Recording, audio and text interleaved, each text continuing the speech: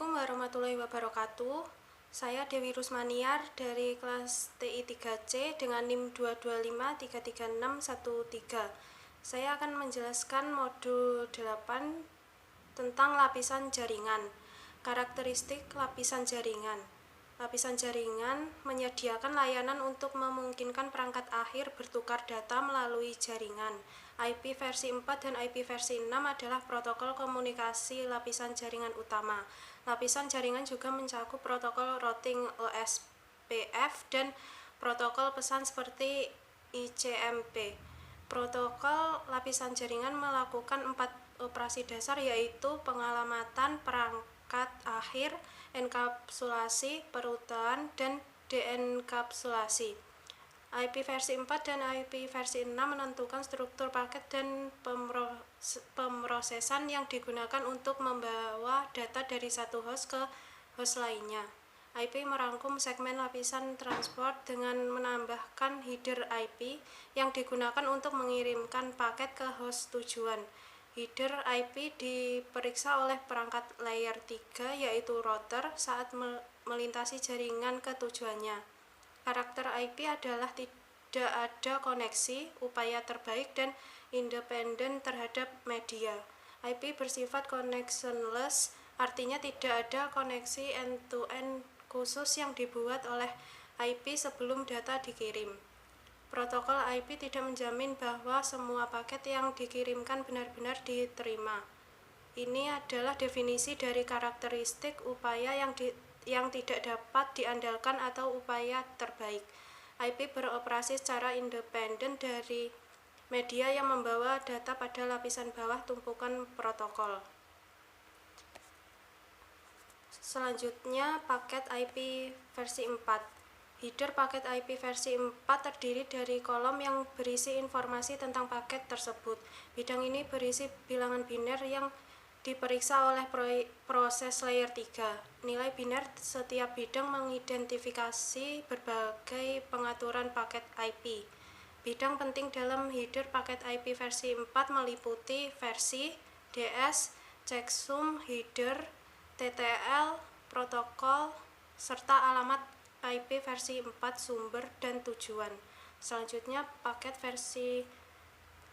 IP versi 6. IP versi 6 dirancang untuk mengatasi keterbatasan IP versi 4 termasuk penipisan alamat IP versi 4, kurangnya konektivitas end-to-end, dan peningkatan kompleksitas jaringan. IP versi 6 meningkatkan ruang alamat yang tersedia, meningkatkan penanganan paket, dan menghilangkan kebutuhan akan NAT. Bidang dalam header paket IP versi 6 meliputi versi, kelas lalu lintas, label aliran, panjang payload, header berikutnya, batas hop, serta alamat IP versi 6 sumber dan tujuan. Selanjutnya, pengantar perutean.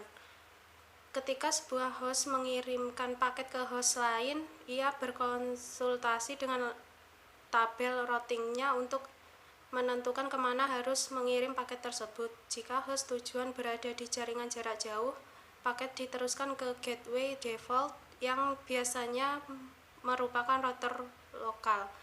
Router memeriksa alamat IP tujuan paket dan mencari tabel peruteannya untuk menentukan kemana paket akan diteruskan. Tabel perutean berisi daftar semua alamat jaringan yang diketahui dan kemana paket akan diteruskan. Entry ini dikenal sebagai entry route atau rute. Router akan meneruskan paket menggunakan entry rute yang paling cocok.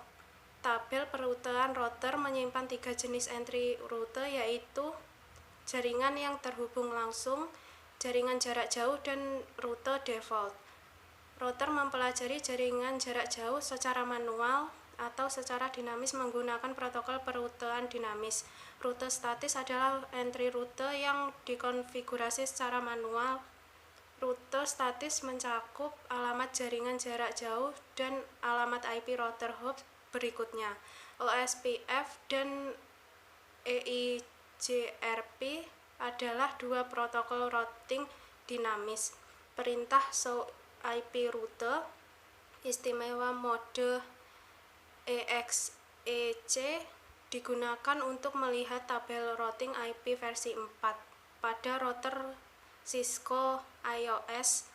Pada awal tabel routing IP versi 4 terdapat kode yang digunakan untuk mengidentifikasi jenis rute atau bagaimana rute tersebut dipelajari.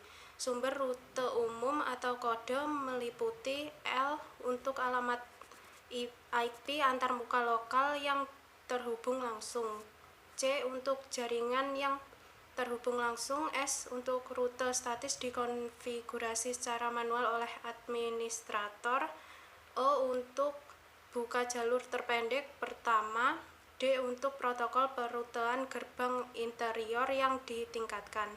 Sekian materi yang dapat saya sampaikan. Bila ada kurang lebihnya, saya mohon maaf. Wassalamualaikum warahmatullahi wabarakatuh.